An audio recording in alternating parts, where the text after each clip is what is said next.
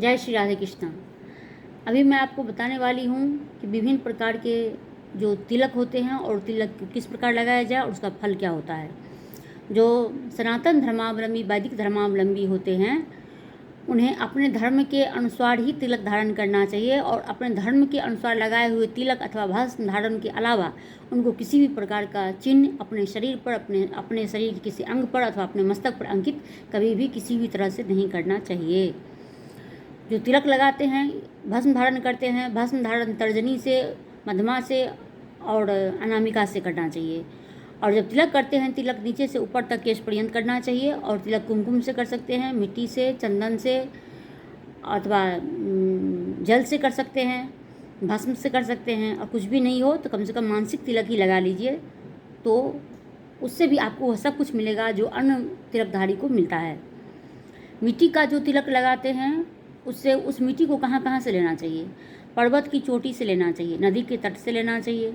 विशेष रूप से नदी का तट जहाँ पर शिवालय हो, जैसे सोमनाथ, बैद्यनाथ धाम, केदारनाथ, जो हमारे 12 शिवलिंग हैं, या अन्य कहीं भी जहाँ भी शिवलिंग हो उस क्षेत्र से मिट्टी लेना चाहिए। और समुद्र के तट, वाल्मीकि अथवा बौवी से अथवा तुलसी के वृक्ष के नीचे से तुलसी वृक्ष की जड़ के नीचे से मिट्टी लेना चाहिए। मिट्टी का तिलक जो लगाते हों, अन्यत्र से कहीं भी मिट्टी नहीं लेना चाहिए। और मिट्टी के प्रकार, श्याम वर्ण की जो मिट्टी होती है वो शांतिदायिनी होती है। जो रक्त वर्ण की मिट्टी होती है वो वश में करने वाली होती है। और पीले रंग की जो मिट्टी होती है वह श्रीदायिनी होती है, धन संपदा प्रदान करती है। और श्वेत रंग की जो मिट्टी होती है वह धर्म की ओर प्रवृत्त करने वाली कही गई है। और जब तिलक लगाते समय अपने हाथ की 5 उंगली का जो हम प्रयोग करते हैं उसमें अंगूठा जो होता है वो पुष्टि देने वाला। मध्यमा से लगाएंगे तो आयु प्रदान करेगी, अनामिका से लगाएंगे तो वो अन्न देने वाली होती है, तर्जनी से लगाएंगे तो मुक्तिदानी होती है, किंतु अब कानी उंगली से लगाएंगे तो वह शांति प्रदान करती है। और तिलक लगाते समय अपने नखों को उससे तिलक में प्रयोग होने वाली उस वस्तु को नखों से स्पर्श नहीं करना चाहिए।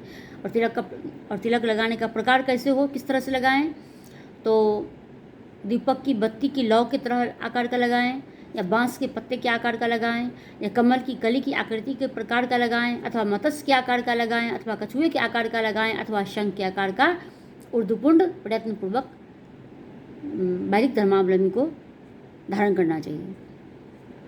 जो 10 उंगली से जो करते हैं 10 उंगली से जो लगाते हैं वह ऊर्ध्वपुंड उत्तम कहा जाता है। और 9 उंगली से जो लगाते हैं वह उत्तम और मध्य होता है। किंतु 8 उंगली से जो लगाते हैं उत्तम होता है पर वह कनिष्ठ होता है।